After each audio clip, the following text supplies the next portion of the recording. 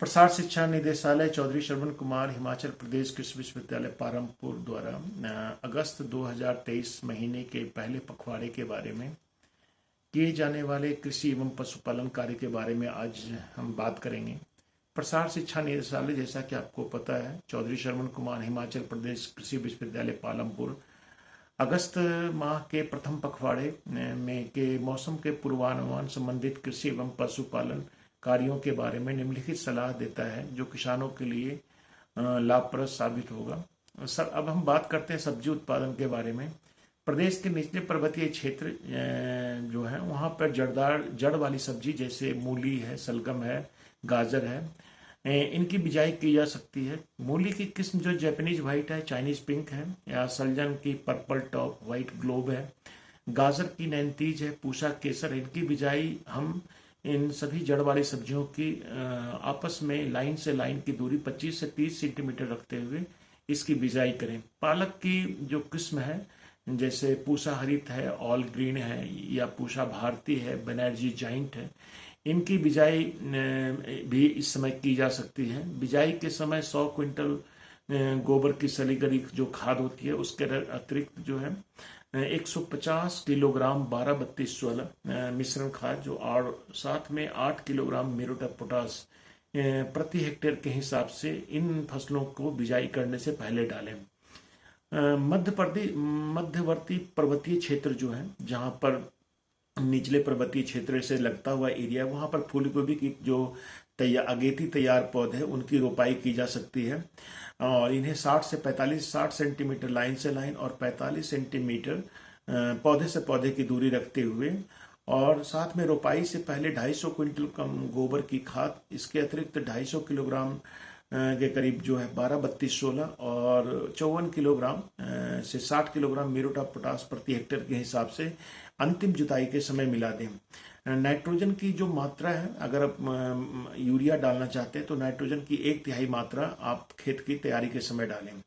फूल एवं बंद गोभी की फसल में निराई गुड़ाई करते समय जो अगेती आपने लगाई है उसमें 40 से 50 किलोग्राम यूरिया प्रति हेक्टेयर की दर से गुड़ाई के समय खेत में पौधे के पास डालें। इन क्षेत्रों में चाइनीज बंद गोभी जो है की पनीरी दे सकते हैं। मूली, गाजर की सीधी बिजाई भी इस समय की जा सकती है।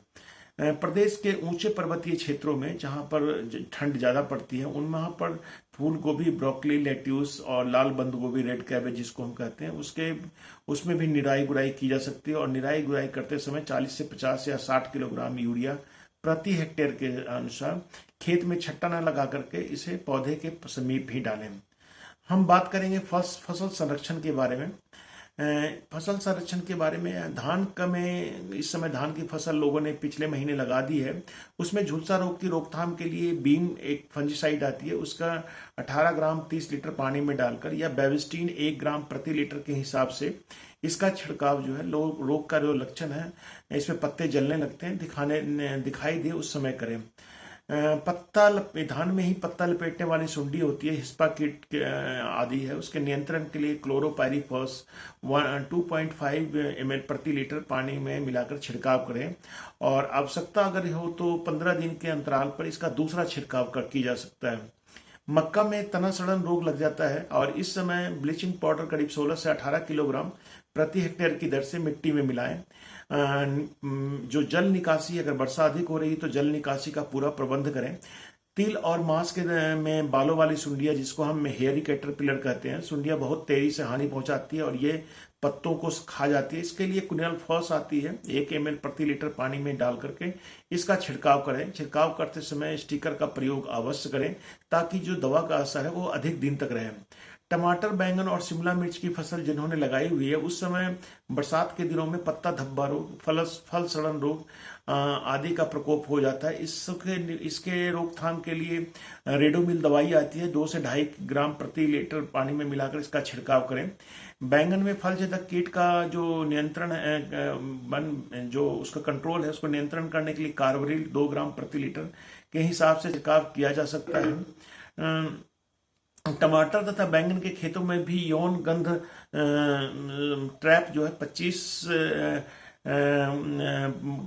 जो है फेरोमोन ट्रैप्स प्रति हेक्टेयर के हिसाब से इसको लगाया जा सकता है। कद्दू प्रजाति पौधों की बात करें फसलों की, तो इसमें फल मक्खी का प्रकोप होता है। इसके लिए आप 1 लीटर पानी में 2.5 ml प्रति लीटर दवाई, साथ में गुड़ मिला करके, और इसका बेलों के ऊपर छिड़काव किया जा सकता है। इस मिश्रण का छिड़काव जो है खेत के आसपास की जो झाड़ियां हैं उसके ऊपर भी करें। फल मक्खी के लिए जो है नियंत्रण के लिए, जैसा आपको मैंने बताया, इसके लिए फेरोमोन ट्रैप सबसे बढ़िया है, जो हमारे पालम ट्रैप के नाम से हमारे यूनिवर्सिटी के द्वारा किसानों को उपलब्ध करवाया जाता है। अब हम पशुधन की बात करते हैं। अगस्त माह में अनुकूल वातावरण, जैसे बरसात का मौसम है, इसमें अधिक नमी और उच्च तापमान होता है। इस प्रकार इस समय कीटों और परजीवियों का प्रकोप जो है पशुओं में बढ़ जाता है। बरसात में पालतू पशुओं को काटने वाले कीड़े जैसे चीचड़ है, पिस्सू है, मक्खी है, मच्छर आदि का से कीटों से पशुओं को बचाकर रखना चाहिए। जानवरों में यह प्रकार की बीमारी पैदा करता है। तेज बुखार या फिर पेशाब के साथ खून आने की स्थिति में पशु चिकित्सक की तुरंत सलाह जरूर अवश्य लें। बरसात के मौसम में फफूंद से होने वाले खुजली रोग जो है, त्वचा के रोग खास करके, और पशु परजीवियों को भी पशु की सेहत पर इसका दुष्प्रभाव पड़ता है। तो इसके लिए आप अपने नजदीक के पशुपालन केंद्र से सलाह लेते रहें।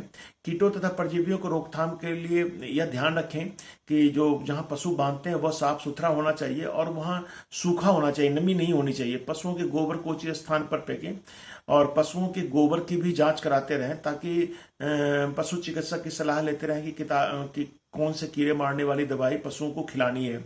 भेड़ बकरियों इसमें लोग सुरक्षित चारागाहों में भेजने से पहले इसको जो डिवर्मिंग है, खास करके कीड़े मारने वाली दवाई है, उसको अवश्य दें। काटने वाले कीटों के प्रबंधन के लिए पशुपालक कीटनाशक तथा गौशाला में जालियों का प्रयोग कर सकते हैं। कीटनाशक का प्रयोग न केवल पशु के शरीर के ऊपर करें, परंतु गौशाला जहां पर पशु बांधते हैं उसके अंदर और बाहर भी इसका छिड़काव करना चाहिए।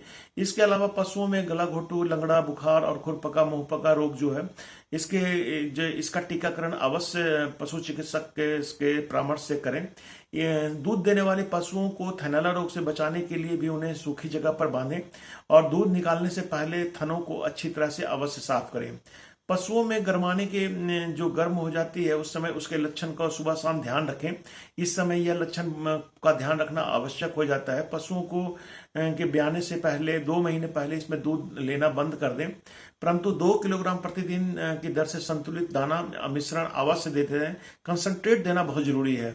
ब्याने के बाद पशु को गुड़ मिश्रित दलिया दिन में 2 बार 15 किलोग्राम की दर से 7 से 8 दिन तक खिलाते रहें। नवजात जो बछड़े हैं, जो बच्चे देते हैं, उनको पशुओं को जन्म के पश्चात 1 से 2 घंटे के भीतर उसको बाहर का 1/10 भाग जो है खीस अवश्य पिलाएं।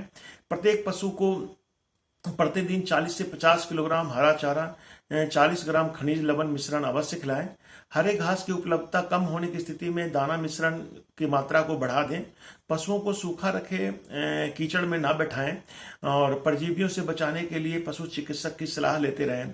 मछली पालक किसान इस बात का ध्यान रखें कि यदि मछलियां सांस लेने के लिए पानी के ऊपर की सतह पर अगर आती है तो इस समय ऑक्सीजन की आपूर्ति बढ़ाने के लिए ताजे पानी को तुरंत मिलाएं। एरेटर जो होता है उसका प्रयोग कर सकते हैं, बिजली वाले बने हुए। इस समय पानी की गुणवत्ता की जांच करवाते भी रहना चाहिए, क्योंकि बारिश के मौसम में के दौरान पानी का पीएच मान जो है वो स्तर गिर जाता है, यानी एसिडिक हो जाता है। इस प्रकार पानी का जो सतह अधिक अम्लीय हो जाता है।